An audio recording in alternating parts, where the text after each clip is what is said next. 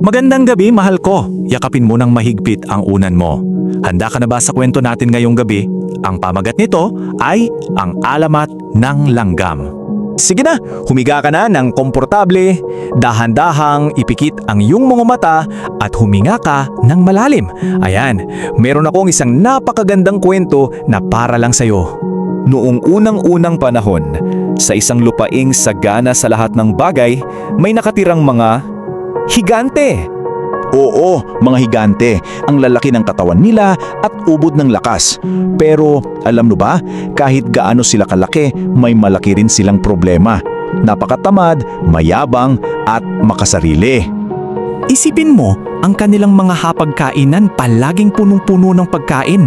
Pero ayaw na ayaw nilang mamigay. Kapag meron silang nakikitang nagugutom, anong ginagawa nila? Pinagtatawanan lang nila. Ngayon, isang araw, habang abala sa pagkain at pagtawa ang mga higante, may dumating na isang matandang lalaki. Kitang-kita mo sa itsura niya na pagod na siya sa paglalakbay at gutom na gutom. Dahan-dahan siyang lumapit sa kanila. Sa isang boses na mahina at halos pabulong na, nakiusap siya. Pwede po bang makahingi ng kahit konting pagkain lang? Ano sa palagay mo ang naging sagot ng mga higante? Tinulungan kaya nila ang kawawang matanda? Naku, hindi po. Ang ginawa nila, pinagtawanan nila siya ng malakas. Tapos, itinulak pa nila sa palayo. Ang sama nila, di ba? Pero bago umalis ang matanda, humarap siya sa kanila at sinabi sa isang seryosong boses, "Tandaan ninyo, darating ang araw at pagbabayaran ninyo ang kasamaan ninyo." Binalewala lang ang mga higante yon at nagpatuloy sa kanilang kasiyahan. Pero kinabukasan, paggising nila, may isang bagay na di ka panipaniwala ang nangyari.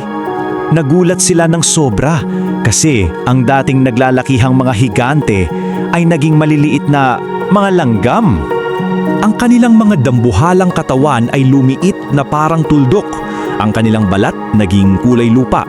At ang pinakamasaklap, yung sangkatutak nilang pagkain biglang naglaho. O, paano na ngayon? Napakaliit na nila at wala pa silang pagkain. Paano na kaya sila mabubuhay? At doon nila naintindihan ang lahat. Kaya nagsimula silang magtulungan. Sama-sama sila naghahanap ng pagkain.